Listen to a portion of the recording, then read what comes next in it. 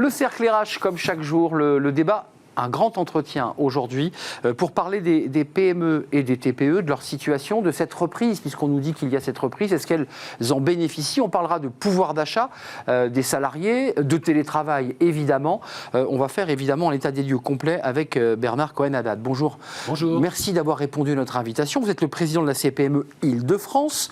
C'est la première fois que vous venez sur le plateau de Bismart et dans l'émission Smart Job. On vous remercie. Vous êtes courtier en assurance dans votre autre vie, évidemment.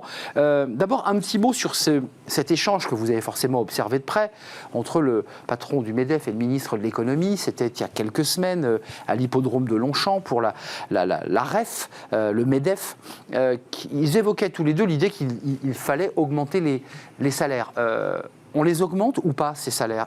Qu'est-ce que dit le président de la CPME Île-de-France? Alors, le président de la CPME Paris-de-France, qui est un entrepreneur comme les autres, pense que s'il faut augmenter les salaires et qu'on peut le faire, il faut le faire. Et nous l'avons fait déjà dans nos entreprises qui avaient une belle dynamique. Tout le monde n'a pas été en crise, même si la majorité de nos entreprises ont été aidées, fort heureusement, avec le quoi qu'il en coûte. Mais l'augmentation de salaire n'est pas un tout. Aujourd'hui, on voit bien que nos salariés, comme nos entrepreneurs, ont une priorité qui est la qualité de vie au travail. Mieux vivre, mieux travailler, surtout à Paris, en Île-de-France, où vous savez que la vie est difficile, que les mobilités sont compliquées et que pour trouver un logement, ce n'est pas facile. Donc, il y a... Ouais. Une réalité, c'est-à-dire la capacité d'augmenter les salaires dès que c'est possible, avec aussi la prime Macron, avec aussi des intéressements, avec aussi défiscalisés, avec aussi tout simplement l'épargne salariale. Ce sont des aides tout à fait légales et qu'il faut promouvoir. Et une réalité du terrain, c'est que toutes les entreprises ne sont pas dans la dynamique économique. Alors, cette fameuse reprise, je dirais, elles en profitent, les PME, de cette reprise dont le ministre Bruno Le Maire a dit « ça y est, l'économie repart, c'est les 20 glorieuses ». Est-ce que vous avez un regard un peu plus contrasté quand même? J'ai un regard peut-être plus microéconomique. C'est-à-dire que les chiffres macroéconomiques sont excellents, on va mieux faire en matière de PIB, on a une dynamique internationale, il n'y a pas eu une crise des marchés, ni une crise des banques, donc on n'a finalement pas eu la crise de 2009, ni de 2008, donc on est tout simplement dans une dynamique, grâce au quoi qu'il en coûte, grâce au chômage partiel, grâce aussi aux marchés qui se sont tenus, mais sur le terrain, on a quand même des rideaux qui se ferment, on a des problèmes d'embauche, on est là pour en parler, il y a aussi des salariés qui veulent changer de vie, et puis il y a aussi des problèmes de marchés internationaux. Il suffit de voir ce qui se passe avec les sous-marins. Tout n'est pas gagné. C'est pas une PME, les sous-marins. Non, mais ceux qui travaillent, les sous-traitants, ce sont des TPE, PME, et eux, ils vont accuser le coup, et j'allais dire, ils vont l'accuser cash. Évoquons, puisqu'on est une émission qui traite d'emploi et de ressources humaines, j'ai le sentiment qu'à travers ce que vous nous dites en introduction de cet échange, les PME sont confrontées au même problème que les grandes entreprises. C'est-à-dire qu'elles ont des salariés qui veulent télétravailler, peut-être encore plus en Île-de-France qu'ailleurs. Ils ont des salariés qui pensent aussi, après le Covid, à leur qualité de vie, peut-être d'une manière plus forte. Est-ce que c'est ça, ces problématiques qui traversent aujourd'hui les PME? C'est exactement comme une grande entreprise avec peut-être un talon d'Achille. C'est qu'une petite entreprise, même si elle a 50 ou 60 salariés, elle a souvent des difficultés de gestion en interne de son personnel. Ah oui. Il n'y a pas des filiales, il n'y a pas une armée de conseils juridiques, il n'y a pas une armée d'avocats ni de DRH. Donc il faut tout faire soi-même, y compris dans le dialogue. Et c'est surtout le dialogue dans l'entreprise, le dialogue avec les salariés, ce qu'on appelle, nous, tout simplement la bonne ambiance qui permet d'évacuer un certain nombre de difficultés. Tiens, d'ailleurs, dans les sujets d'actualité, on va les balayer, mais la question du pass sanitaire, vous êtes à la tête de cette organisation. Alors, il y a près de 800 000 TPE, PME en Île-de-France. J'ai arrondi. Vous avez des cas qui vous remontent d'entreprises qui vous disent « je vais devoir me séparer d'un collaborateur ». On est dans la période où les salariés qui n'ont pas été vaccinés, on leur a dit « bon, tu as 3 semaines pour te mettre en règle, puis après, il faudra partir ».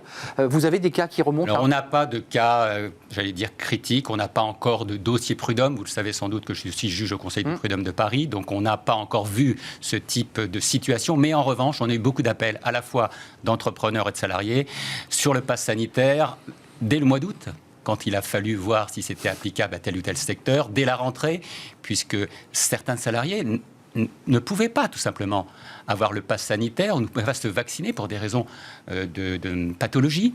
Et puis, on a fait beaucoup de dialogues. Donc, pour l'instant, nous, on a dit que le pass sanitaire était un pis-aller et que nous préférions la vaccination et qu'il fallait aussi beaucoup de tolérance dans l'entreprise parce que obliger un salarié à quitter l'entreprise, c'est perdre de la compétence dans l'entreprise. Ne l'oublions pas. La pénurie de salariés, parce que ça, c'est un vrai sujet. On évoque, alors ce chiffre, il est flou, mais 450 000, 500 000, certains disent même 600 000 postes à pourvoir. Dans les PME, aussi. Comment on fait? Comment vous faites? Comment vous mobilisez votre réseau? Comment vous essayez de recruter, il faut le dire, dans des secteurs qui ne sont pas faciles? L'aide à la personne, le BTP, ce sont ces secteurs-là aussi qui souffrent et qui peinent à recruter. Comment on fait là? Quelles sont vos propositions? C'est un des problèmes cruciaux aujourd'hui sur l'emploi. On a plus de demandeurs d'emploi que d'offres à pourvoir. C'est-à-dire, paradoxalement, vous évoquez les chiffres. Les chiffres que j'ai, c'est 750 000 demandeurs d'emploi, 400 000 emplois non pourvus. Avec 400 000. 400 000 emplois non pourvus, avec, comment dirais-je, 5 secteurs en tension.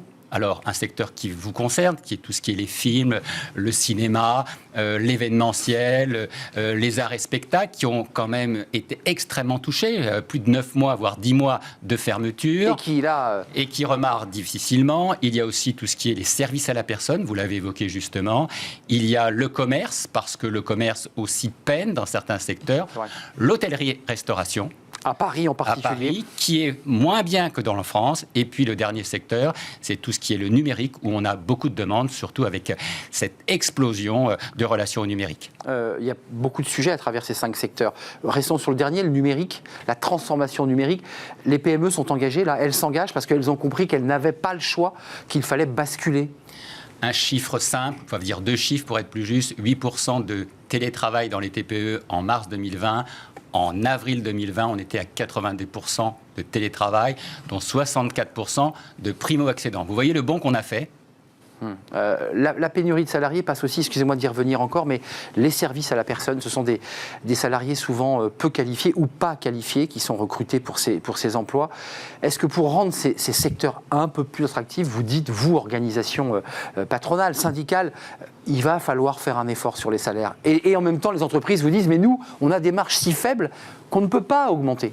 Écoutez, je crois qu'on est là, on n'est pas là pour faire de la langue de bois. Moi, je suis un entrepreneur de terrain, je le vis avec mes salariés, je le vis avec mes entrepreneurs qui m'appellent, je le vis avec des salariés qui sont parfois en détresse, y compris dans le télétravail. Ne l'oublions pas, ça n'a pas été non plus le miracle. Oui, c'est vrai. Donc, il faudra sans doute avoir un débat sur l'augmentation des salaires et surtout la justice par rapport au travail, et avoir un débat aussi sur le travail, le prix du travail et le prix du non-travail, c'est-à-dire le fait d'être au chômage ou de bénéficier d'un certain nombre d'aides. Il faut avoir ce débat. Il faut avoir ce débat globalement et non pas uniquement sur le salaire.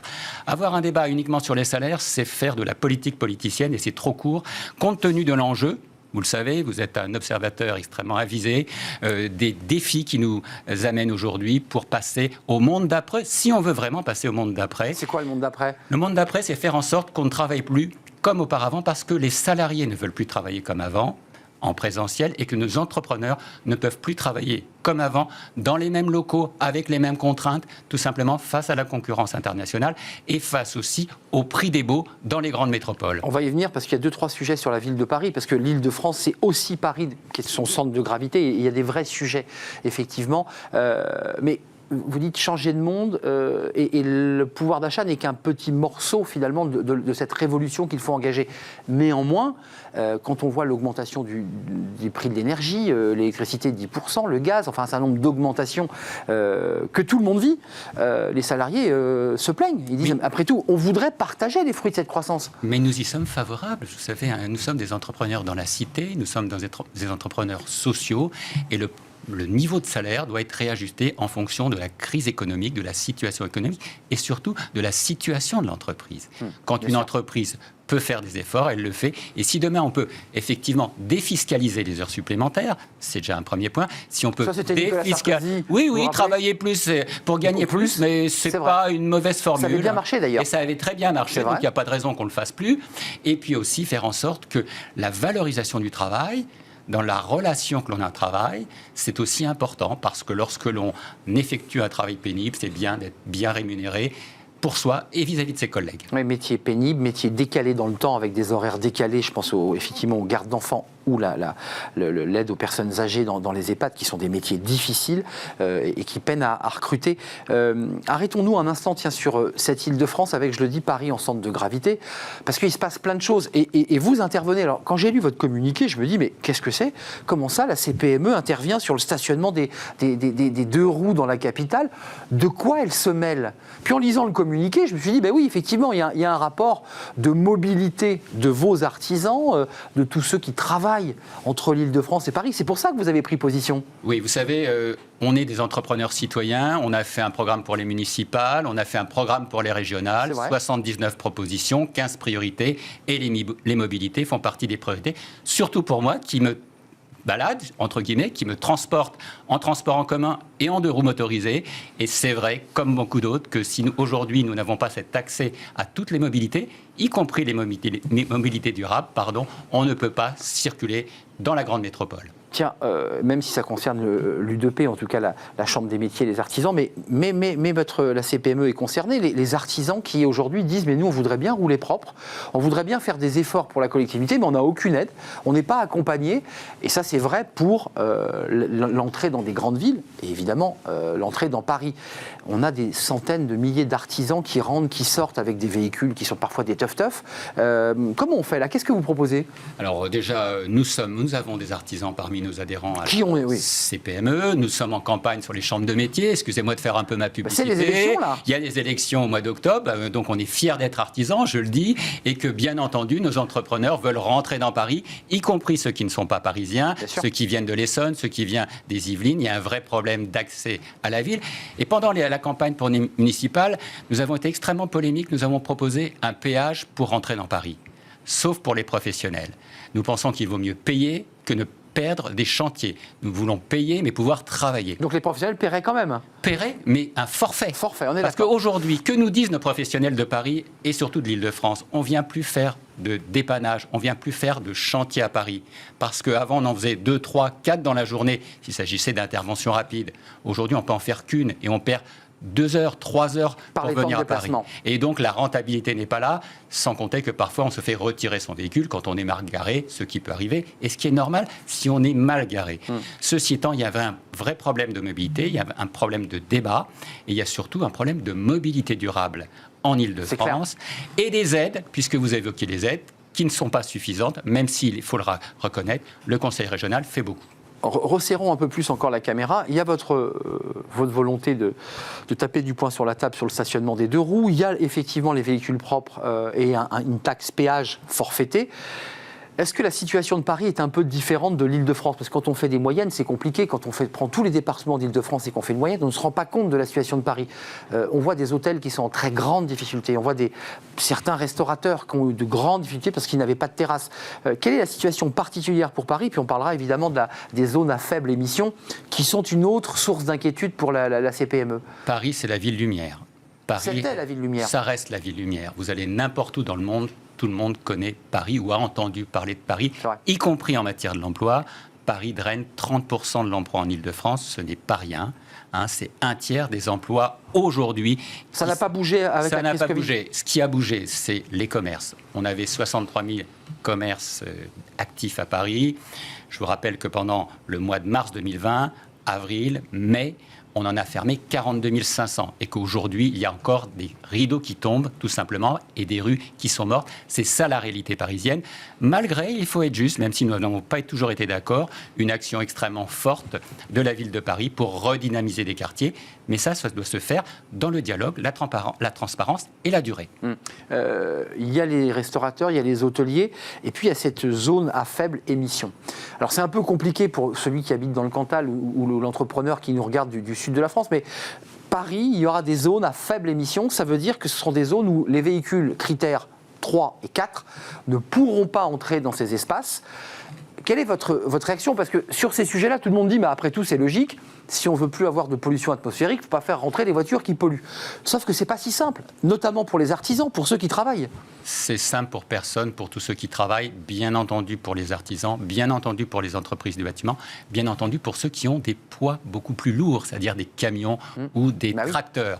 Quand je dis des tracteurs, c'est des véhicules qui peuvent tracter, y compris pour ceux qui travaillent dans l'agriculture. Ce sont aussi des entreprises. Ne l'oublions pas, l'agriculture est extrêmement forte en Île-de-France. France. On ne le dit pas assez. On n'en parle pas assez, malheureusement, et Je suis pourtant d'accord. c'est important, surtout dans ce contexte d'autonomie stratégique auquel nous pensons les uns et les autres. C'est une vraie problématique. Nous demandons de l'accompagnement, nous demandons des délais. Il n'est pas normal qu'un véhicule qui a subi un contrôle technique, qui fonctionne bien, Oui. ne puisse pas rentrer, voire qu'il puisse rentrer que le dimanche. Et on voit bien des entrepreneurs qui aujourd'hui font des transmutations, des déplacements uniquement le dimanche pour déplacer des machines, déplacer des grues, déplacer un certain nombre de matériel. Il y a des chantiers à Paris. Des chantiers à Paris. Bah oui. Et ça, ce n'est pas acceptable parce que c'est des heures supplémentaires. Ce débat, on doit le voir. Dans une optique aussi de développement durable, nous sommes des entrepreneurs responsables pour l'économie circulaire, pour une meilleure qualité de vie et de l'air à Paris. Ça, pour nous, ça ne fait pas défaut, mais il faut aider les entreprises et les entrepreneurs à se doter de matériel propre. Aujourd'hui, il y en a beaucoup plus qu'avant, y compris des véhicules de grande capacité. Oui. C'est-à-dire qu'avant, on manquait de camions, il faut le dire. Et disons-le, l'électrique n'est pas la seule solution. Il y a l'hydrogène qui arrive. Il y a l'hydrogène. Et probablement que l'hydrogène, pour des grosses constantes, ça sera probablement l'énergie d'avenir pour les camions notamment, peut-être moins pour les voitures. Je pense qu'on aura un mix dans les villes. Deux sujets pour terminer notre échange qui est très riche. La fin des aides et le remboursement des PGE. Et puis on parlera de l'emploi des jeunes, parce que les jeunes, c'est intéressant. Nous sommes partenaires d'un jeune, une solution. Et c'est intéressant de voir aussi comment les PME s'implémentent justement et accompagnent ces embauches. Sur la fin des aides et le remboursement PGE. Est-ce que vous avez des entrepreneurs qui vous disent « Bah oui, la reprise, elle est là, c'est vrai que mon carnet de commande, il est reparti dans mon secteur, mais je vais avoir des remboursements mars, avril 2022 et je vais pas pouvoir m'en sortir ». Est-ce que ça remonte chez vous ? Oui, ça remonte et vous savez que j'ai demandé dès le mois de février, dans un article des Échos, un effacement de la dette. Vous êtes sur l'effacement de la dette. Sur l'effacement pour une partie des TPME. Et la région a répondu, Valérie Pécresse a répondu à travers l'effacement de la dette des prêts résilience pour les TPME. Prêts résilience. C'est un bon point et c'est important. Concernant les PGE, pour ne pas être trop long, on estime à 8 à 10 milliards les entreprises qui pourront défaillir sur les PGE. Je parle au niveau national, vous n'êtes pas et sur non l'île de pas France, oui. Je m'inquiétais, francilien, là. mais c'est important de le dire. Et les PGE n'ont pas été les plus développés en Île-de-France, paradoxalement. La région Île-de-France est mezzo voce sur les PGE. Néanmoins, il y a des entreprises qui risquent d'avoir des difficultés. Il faudra voir si on ne peut pas les accompagner à travers d'autres dispositifs. Vous savez que le quoi qu'il en coûte a une fin. Néanmoins, quelques jours. Oui, mais néanmoins, il y a un nouveau dispositif qui a été mis en place. Il faudra voir au cas par cas. Vous avez évoqué un secteur qui est extrêmement en crise, dont on parle peu. C'est l'hôtellerie-restauration. On a perdu 15 milliards d'euros de chiffre d'affaires en matière de tourisme en Île-de-France. Il faut récupérer cela le plus vite possible et donc accompagner notamment ces secteurs de l'hôtellerie-restauration, mais aussi de l'aéronautique, mais aussi de l'automobile. Je passe aux sous-traitants. Oui, c'est un vrai défi.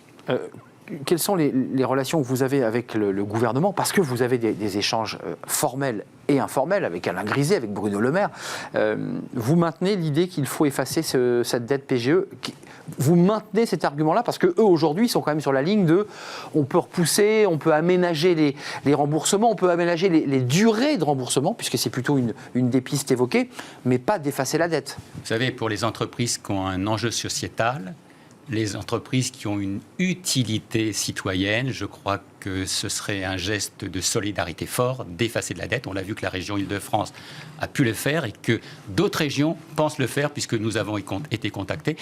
Moi, je suis confiant sur le dialogue dans la région avec l'État, avec le préfet Marc Guillaume qui est arrivé il y a quelques mois et qui fait un travail exceptionnel. Haut fonctionnaire qui a pris la suite de Michel Cadot qui faisait aussi un travail exceptionnel de dialogue avec les TPE-PME. Vous savez, souvent les TPE-PME, elles sont au bout du bout. On n'est pas les premiers interlocuteurs, même si on est les premiers sur le terrain. Depuis quelques mois, depuis quelques années, les enfants pauvres, vous voulez dire ? Un peu les enfants pauvres ? Oui, moi j'appelle la dernière roue du carrosse pour dire les choses clairement. Ceci étant, les choses évoluent et dans le bon sens.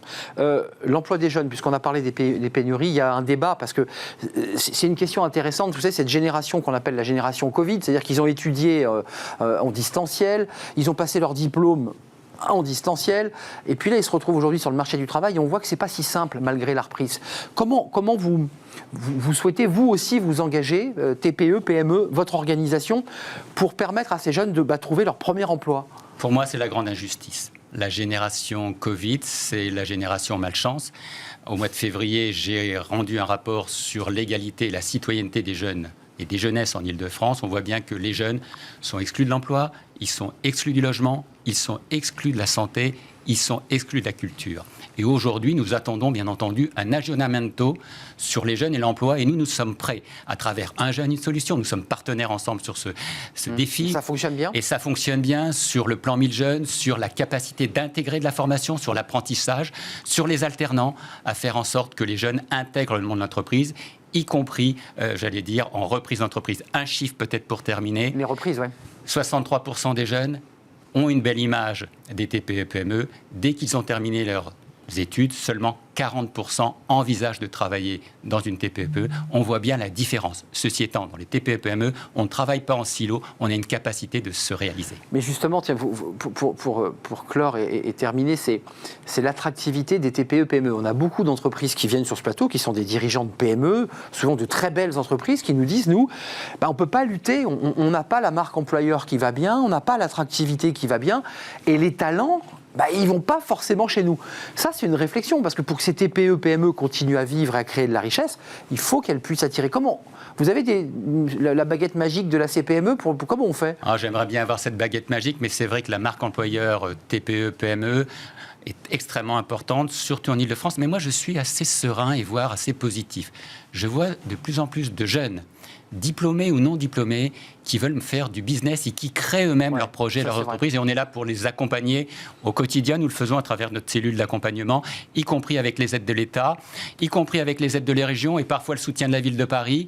C'est important de le faire, revitaliser nos centres-villes et puis faire en sorte que si on ne trouve pas un boulot, si on a envie de créer son projet entrepreneurial, on puisse le faire dans le respect tout simplement de son environnement et aussi de l'accompagnement. Il faut aider ces jeunes, c'est notre priorité. Avant de nous quitter, vous avez le sentiment, vous qui dirigez l'Île-de-France, dont Paris, que Paris peut encore rester une ville attractive en matière de TPE et de PME, ou est-ce que Paris est en train de se vider tant de ses habitants que de ses entreprises, parce que d'un côté les loyers sont trop élevés et que les baux commerciaux ont explosé, et qu'après tout certains entrepreneurs disent avec le numérique je peux aller travailler au vert au fin fond de l'Essonne et je serais peut-être tout aussi bien et je pourrais peut-être même créer de l'emploi. Non ? Est-ce que vous avez quand même cette perception-là sociologique ? Bien entendu, Paris ne doit pas être une ville musée, Paris ne doit pas être une ville morte, l'industrie propre doit revenir dans Paris et nos commerces, petits, moyens et grands, doivent pouvoir trouver une belle, complémentarité dans la ville, y compris dans les quartiers politiques de la ville, ceux qui sont les plus délaissés, à l'est, au nord, où malheureusement on parle que des problèmes sociaux ou des problèmes sanitaires. Il y a aujourd'hui un vrai défi pour repeupler commercialement, y compris veiller à ce que nos salariés restent dans la ville. Rester dans la ville et effectivement revitaliser les zones, les quartiers, pour que cette jeunesse puisse aussi trouver un débouché à sa vie. Oui, c'est ce que j'appelle la proximité augmentée. Faire en sorte qu'on travaille proche de son domicile et qu'il y ait une capacité de se loger proche de son travail. C'est la proximité augmentée avec le numérique, mais aussi le présentiel, le phygital. Vous savez que c'est le nouveau mot à la mode, néanmoins très important dans une ville où il est de plus en plus difficile de se déplacer. C'est vrai. Bernard Cohen-Haddad, merci. Président de la CPME, votre prochain rendez-vous avec Alain Griset, Bruno Le Maire, c'est quoi là, votre calendrier politique et de négociation ? Parce que là, vous avancez, vous négociez. Oui, aujourd'hui, les partenaires sociaux au niveau national sont, en place. Nous, ce qui nous importe aujourd'hui, surtout en Ile-de-France, c'est veiller à ce que l'on ait une vraie réflexion sur le télétravail, qu'il ne soit pas un télétravail par défaut, qu'il soit un télétravail choisi et donc une façon de digérer le télétravail, parce que nos salariés, nos entrepreneurs, comme je vous l'ai dit tout à l'heure, ne veulent plus travailler comme avant.